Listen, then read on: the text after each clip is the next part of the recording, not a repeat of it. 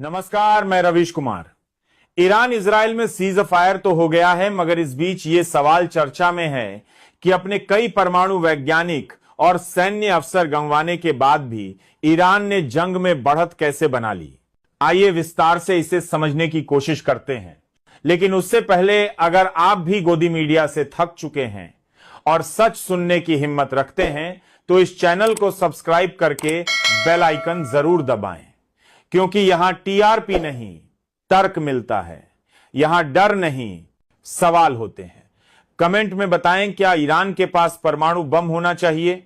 वो खबर जो दुनिया के सबसे ताकतवर देश के बमों की बारिश से नहीं, एक देश की चुपचाप की गई चाल से लिखी गई। एक देश जिसे कई बार मिटाने की साजिश हुई, लेकिन वो मिटा नहीं। नाम है ईरान, और एक नाम जिसने युद्ध की पटकथा तो लिखी, लेकिन निर्देशन में फिसड्डी साबित हुआ अमेरिका। 13 जून की दोपहर जब इजराइल ने ईरान के परमाणु ठिकानों पर पहला प्रहार किया, तब अमेरिका ने तालियां बजाईं। और तालियां खत्म भी नहीं हुई थीं कि ईरान ने जवाब में 30 मिसाइलें इजराइल के कई सैन्य ठिकानों पर दाग दी। यहीं से शुरू होती है उस रणनीतिक चतुराई की कहानी जो एक नए वर्ल्ड ऑर्डर की आहट देती है। आप सोच रहे होंगे, ईरान पर बम बरसे, वैज्ञानिक मरे, ठिकाने तबाह हुए, फिर भी ईरान ने बढ़त कैसे बना ली? जवाब छिपा है उस 400 किलो यूरेनियम में, जिसे ईरान ने युद्ध से पहले अमेरिका और इजराइल की आंखों के सामने से निकालकर अपने गुप्त तहखानों में सुरक्षित पहुंचा दिया। जी हां, यह वही यूरेनियम है जिससे 10 परमाणु बम बनाए जा सकते हैं। यह बात सिर्फ ईरानी सूत्र नहीं कह रहे।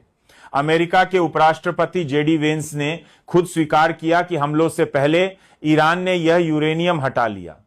आईएईए के प्रमुख राफेल ग्रोसी ने सीएनएन को बताया कि हमने हमले से पहले इस्फहान के एक गुप्त परिसर में इसका मूवमेंट देखा था।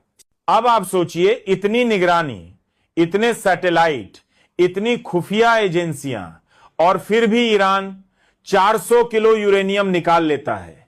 ये उस सिस्टम के मुंह पर तमाचा नहीं जो खुद को विश्व व्यवस्था का रक्षक मानता है। इस पूरे युद्ध में अमेरिका का किरदार किसी बूढ़े खलीफा जैसा रहा, जिसने तलवार तो उठाई, लेकिन वार करने से पहले ही पगड़ी उतर गई। अमेरिका ने कहा, हमने ईरान के ठिकाने तबाह कर दिए, लेकिन जब सैटेलाइट तस्वीरें आईं तो पता चला फोर्डो और नतांज में हमले से पहले 16 ट्रक मौजूद थे जो बाद में कहीं नहीं मिले। ट्रकों में क्या था? वही यूरेनियम जिसे अमेरिका नष्ट करना चाहता था। अब अमेरिका और इजराइल के पास दो ही रास्ते हैं, या तो